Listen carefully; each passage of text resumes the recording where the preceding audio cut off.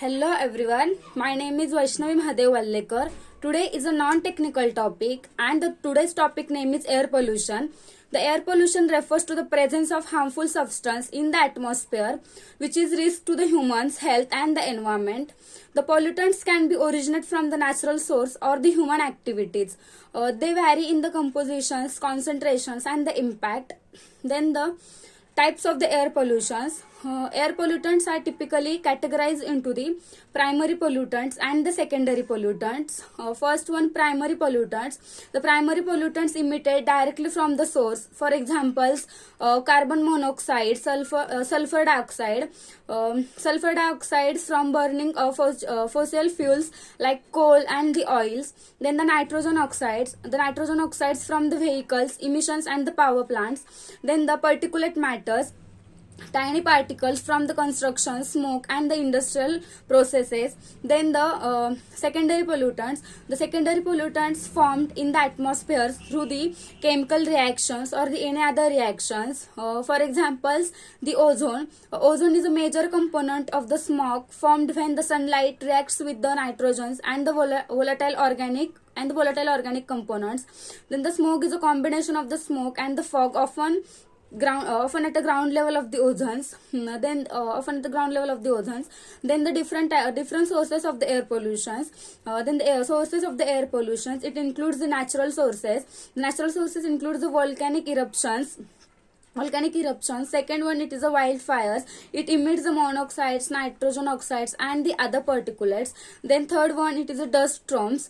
Then the anthropogenic substances, human caused, it also known as a human caused sources. It includes the transportation. The vehicles emit the carbon dioxides and the nitrogens and the hydrocarbons. Then the industrial processes, the factories releases the sulfur, carbon dioxides. Then the agriculture, methane from the livestock and the ammonia from the fertilizers. Then the energy productions, the burning the coal, oil and the natural gas produces the carbon dioxide, sulfurs and the nitrogen and the any other pollutants. Then the health impacts of the air pollutions. The air pollution affects the human health significantly, especially for the vulnerable groups such as children, elderly peoples like pediatric peoples and the peoples which have the some medical history. Then the respiratory issues, asthma, bronchitis, infections can be caused. Cardiovascular diseases, the risk of the heart attacks and the strokes can be increased. Neurological effects, then the air pollution have a potential neurological effect onto the human's health. Then the chronic conditions, long-term exposures can lead to the lung cancer and the chronic obstructive pulmonary diseases. Chronic obstructive pulmonary diseases is commonly known as a COPD. Then the environmental impacts. Environmental impacts includes the acid rains. Acid rain caused by the sulfur and the nitrogens leading to the soil and the water acidifications. Then the global warmings. Greenhouse gases contributing to the climate change. Then the ozone depletions. Chlorofluorocarbons deplete the stratospheric ozone layers, increases the UV radiations. Then the ecosystem damage. Pollutants can harm wildlife, forests and the aquatic systems and the any other systems. Then the controls and the mitigation strategies for the air pollution. The First, it is a regulatory measures, enforce the air quality standards,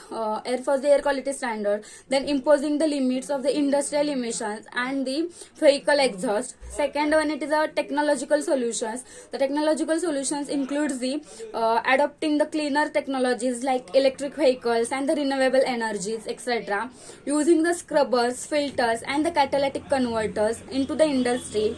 Then third one, it is a behavioral changes. It includes the behavioral changes includes the reducing energy consumptions, promoting the public transportations, avoid the personal transportations and the carpoolings. Then avoiding the open burning of the waste. It is a major source of the air pollution. Then the international cooperations.